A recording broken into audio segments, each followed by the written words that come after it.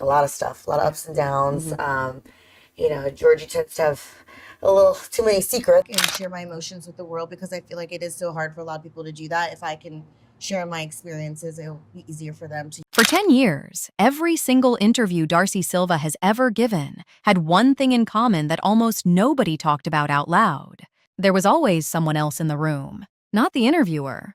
Not a camera operator. Someone whose entire professional purpose was to sit just close enough to the conversation that they could intervene without the audience at home ever realizing an intervention had occurred. A producer, a publicist, a network representative, someone trained specifically in the art of the subtle, redirect the look, the almost imperceptible shift in posture, the micro gesture that communicated, without a single spoken word, that the conversation was approaching territory that had been pre-designated as off-limits. And Darcey got very good at reading those signals.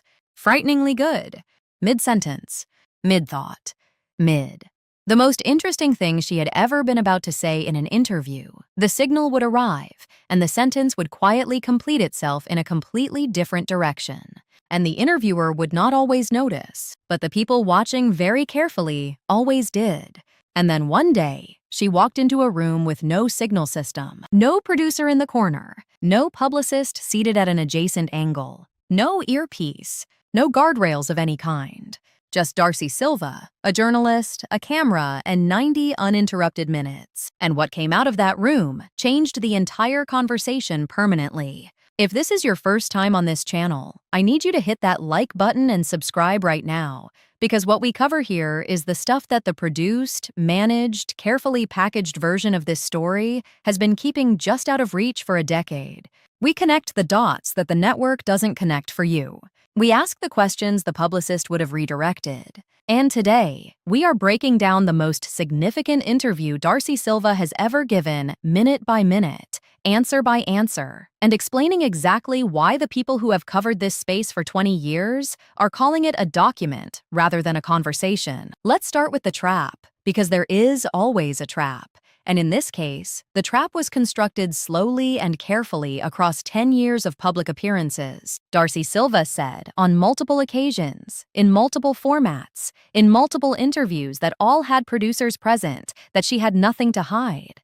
She said it in that very specific way that people say things they half believe and half perform convincingly enough to build genuine audience trust, and specifically enough to create a personal standard that she would eventually be measured against, whether she wanted to be or not. Nothing to hide is a claim with consequences. Nothing to hide means the producer seated in the corner of the room is a comfort, not a structural necessity. Nothing to hide means that 90 minutes with a journalist and no guardrails produces the same version of events as a carefully managed decade of produced interviews. The claim sets the standard. The standard creates the test.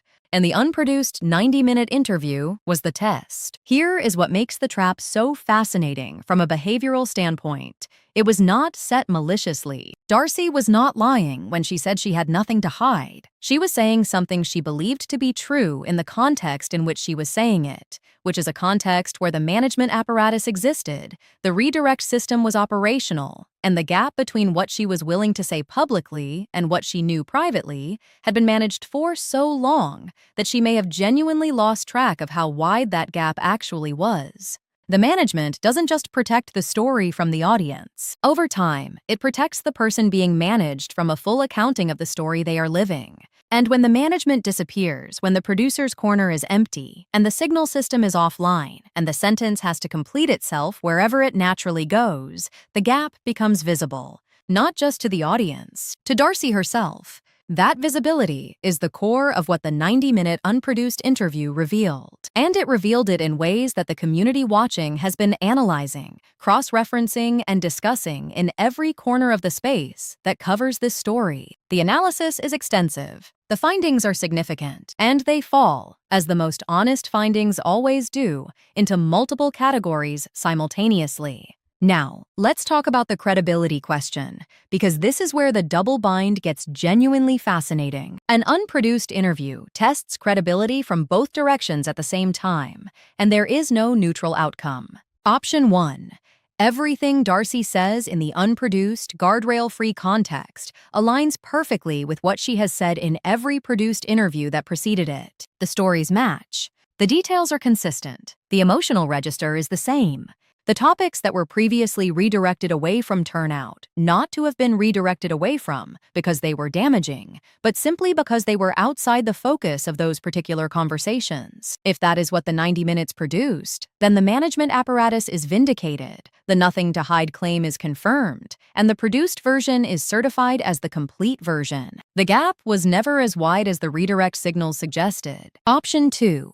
The unproduced answers diverge from the produced ones. Sentences complete differently without the signal. Topics emerge that were systematically avoided in every previous interview. The vocabulary changes. The emotional register shifts. Specific details surface that the management apparatus kept submerged for years. And in that case, the divergence itself is the story. The divergence is the evidence of what the management was managing. It is the measurement of the gap between how wide it was, how long it had been maintained, and what was living inside it that the producer in the corner was paid to keep inside it. The 90-minute unproduced interview with Darcey Silva produced option 2. Clearly, significantly, with enough specificity that the comparison between the produced version and the unproduced one is not a subtle academic exercise. It is the most revealing side-by-side in a decade of public appearances. And the community currently running that comparison has found things in it that are going to be part of the conversation about this story for a very long time. I want to get into the specific stakes here, because the professional implications of an unproduced interview that diverges from the produced version are not limited to Darcey herself. They extend to everyone who participated in the management architecture that maintained the produced version as the authoritative one. The network executives, the production staff, the casting personnel whose internal scoring documents, and yes, those documents exist. And yes, a journalist has them shaped which version of events made it into the final cut, and which version stayed in the gap. The publicists whose professional reputation is built on the gap never become visible. The producers whose entire function in the corner of the room was the signal system that kept the managed version intact. Every single one of those people has a direct professional interest in the produced version being the complete one. An unproduced interview that demonstrates it was not the complete one is not just a media event. It is a professional liability event for every person who maintains the gap. And here is the detail that makes this particularly consequential. The interview was recorded. 90 minutes of audio. The journalist has it. It has been archived, and the archive is accessible. We have seen, across the course of covering this story, that audio does not stay contained indefinitely. People with professional stakes in specific versions of events do not always make decisions that serve the long-term integrity of those events. And an audio record of 90 minutes of unmanaged truth in the hands of a journalist who described those 90 minutes as the most significant of their career is not a file that sits quietly on a hard drive forever. It surfaces. It always surfaces. And when it does, the professional reckoning for the people whose names appear in the documents that the audio confirms will be substantial. Now, I want to walk you through what actually happened in that room, and I want to do it with the precision this deserves, because the specifics are what separate this from every other interview in Darcey Silva's public career. The first 30 minutes covered territory that has been approached and redirected in every previous interview. The financial reality during specific periods of production, the nature of certain relationship timelines that the edited version presented one way, and the lived experience apparently moved through in a significantly different sequence. The procedural chapters of her story that the cameras documented partially and omitted strategically. In the produced interviews, these topics would surface briefly, and then the redirect would arrive and the conversation would move towards something warmer, something more narratively satisfying for the format, something that served the commercial relationship between the subject and the network presenting her. In the 90-minute unproduced interview, there was no redirect.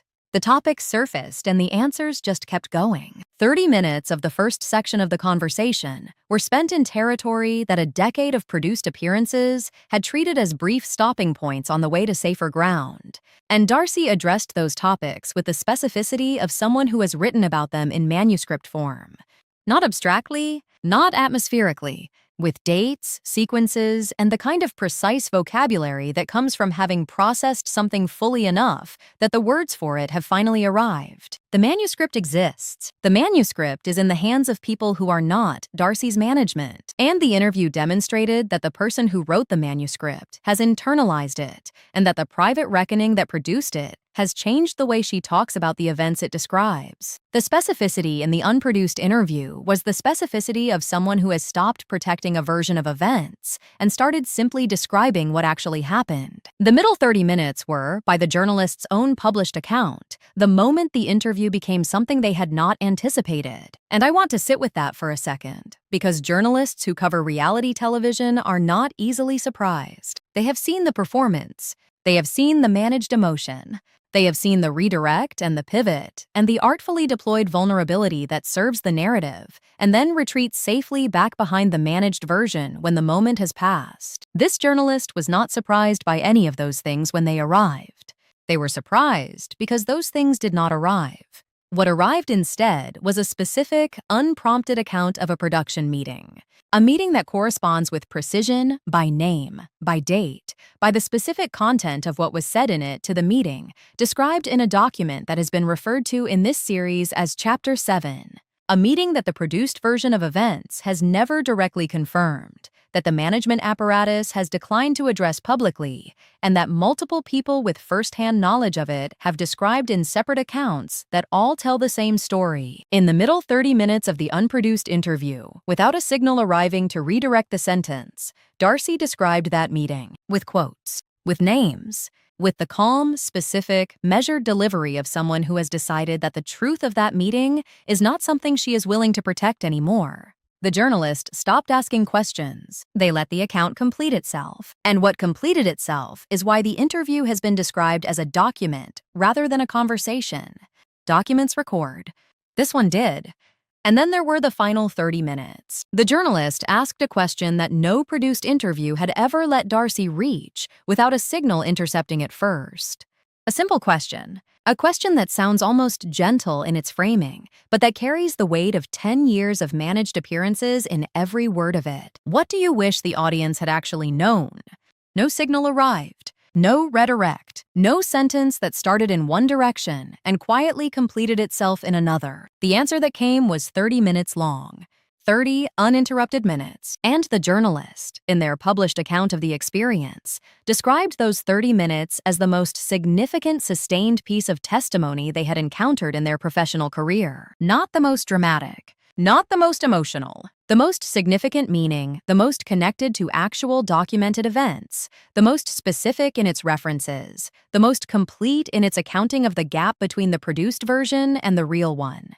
I am not going to summarize those 30 minutes into a paragraph, because the answer deserves more respect than a compression. What I will tell you is that it covers specific periods that the produced version presented in particular ways. It covers specific relationships that the format shaped into particular narratives. It covers specific professional experiences that the management apparatus consistently redirected away from whenever they surfaced in previous interviews. And it covers, in the final section of those 30 minutes, the experience of being the subject of a managed version of your own life for long enough that the management becomes indistinguishable from the truth until something breaks the management open and you have to find out, without a producer in the corner, what the actual truth sounds like when it finally gets to complete its sentences. That is what the 30 minutes produced. And the people who have spent years analyzing the gap between the produced Darcey and the real one are treating those 30 minutes as the most significant primary source they have ever had access to.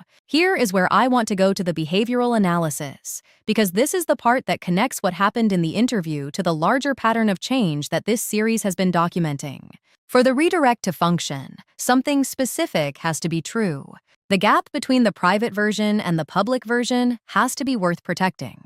The management apparatus only makes sense if there is something being managed, a discrepancy between what the subject knows and what the subject is willing to say, a space between the truth and the performance that requires a professional presence in the corner to maintain. The producer in the corner is not there for aesthetic reasons. The producer in the corner is there because without them, the sentences complete themselves in the wrong direction. The signal exists because without the signal, the truth comes out. The 90-minute unproduced interview demonstrates that the gap has closed.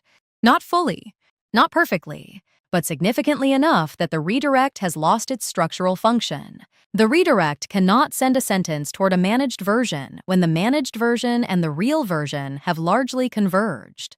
The producer in the corner becomes unnecessary when the private truth and the public truth are substantially the same truth. The signal system goes offline not because Darcey fired the producer, but because the conditions that made the signal necessary have been interrupted by the very process of closing the gap. And that process of closing the gap is what this series has been tracking across multiple public moments. The Tuesday confession that began it, the manuscript that continued it, the panel moment that tested it, and the 90-minute unproduced interview that confirmed, in the most publicly documented way possible, that the transformation is real, not performed, not managed, real. The behavioral evidence for genuine change is the absence of the behavior that protected the gap. The producer's corner is empty.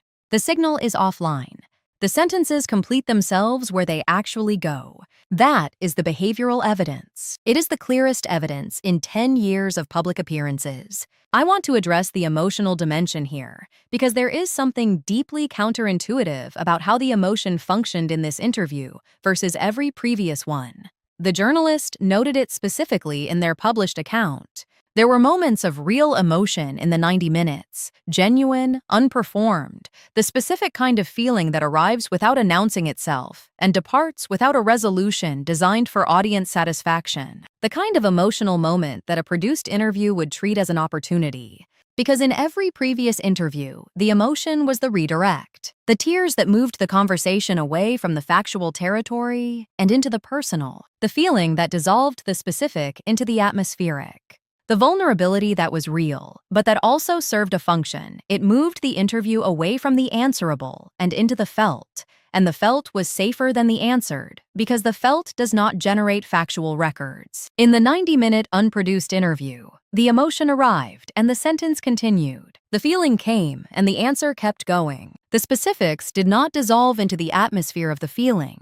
Darcey felt something real, documented, genuine, and stayed in the answer for 90 minutes, without a signal, without the redirect that the feeling used to initiate. The emotion and the factual answer coexisted in the same moment, which is something that the produced version of Darcey Silva almost never permitted, because the management architecture was specifically designed to separate the emotional from the factual, so that the factual answer could be managed, while the emotional received the audience's attention. That coexistence feeling and staying, being moved, and continuing the answer is the most complete behavioral evidence of change in 10 years. Because it is not a claim about change. It is not a managed performance of change. It is the absence of the behavior that characterized the managed version. The emotion did not exit the conversation. It was part of the conversation. That is a different person than the one who sat in produced interviews for a decade.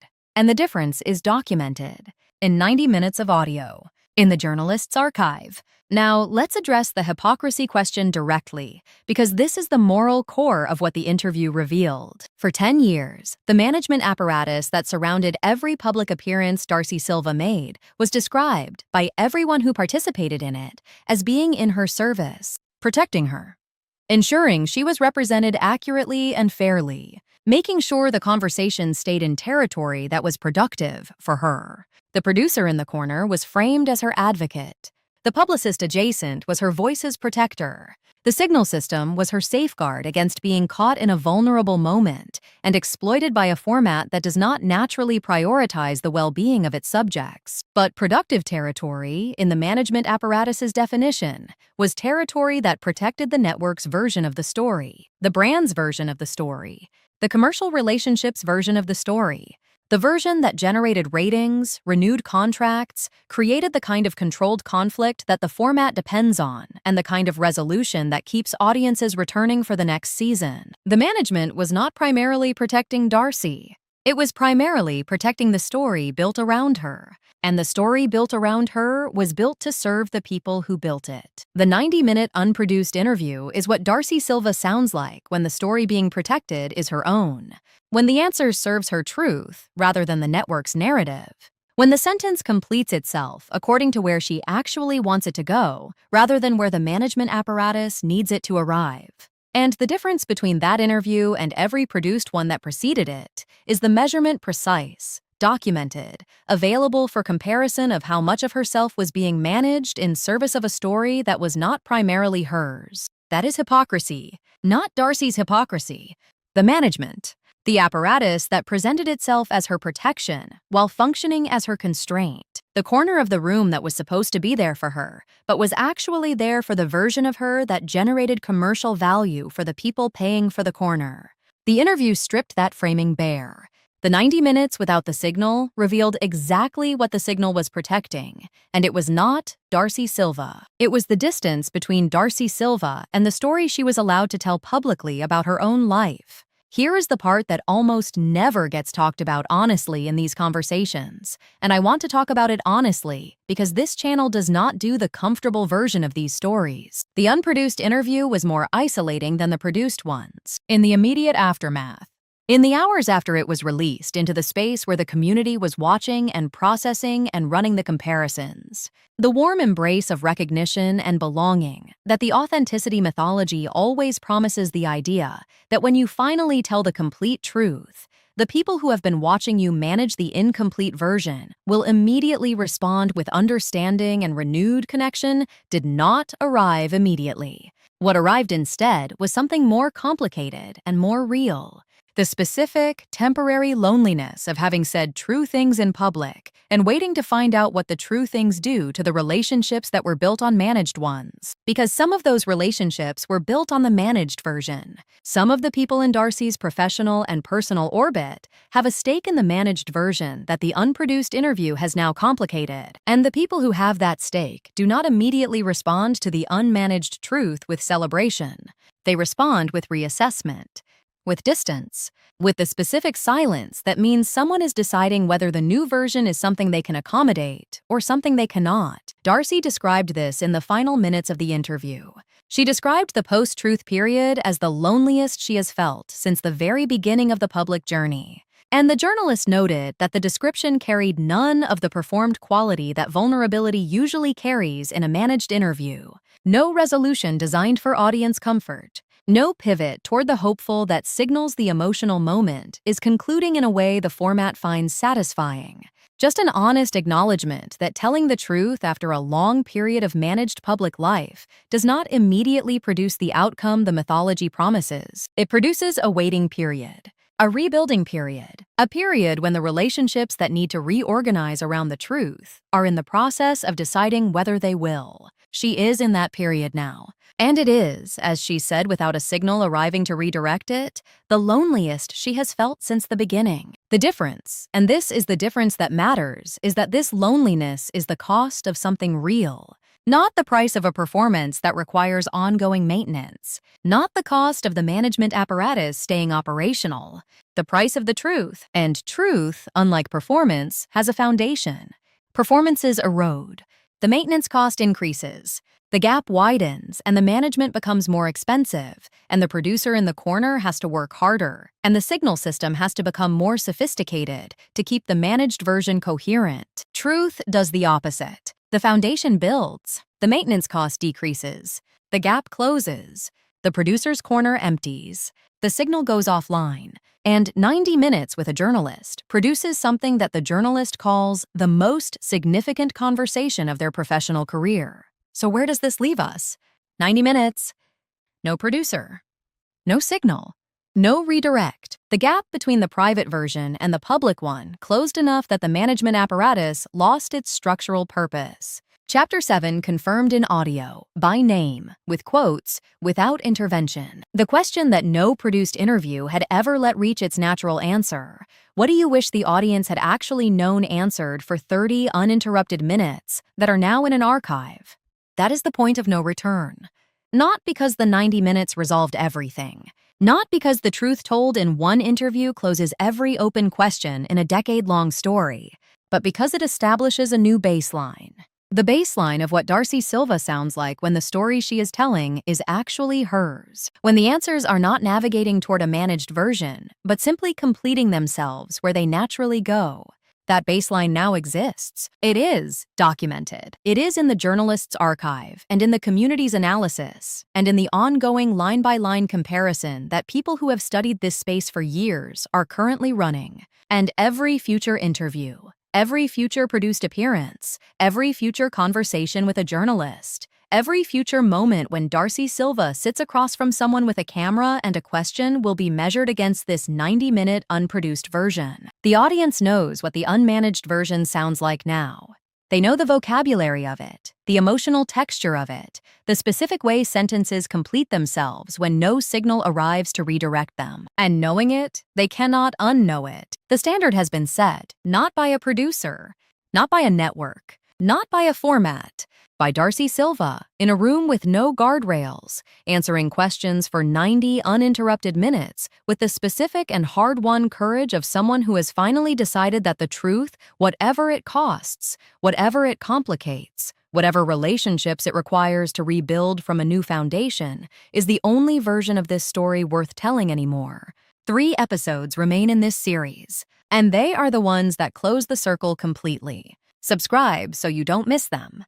The circle has been closed for a long time, but it is closing now. And the final 3 pieces are the ones that make the full shape of it visible.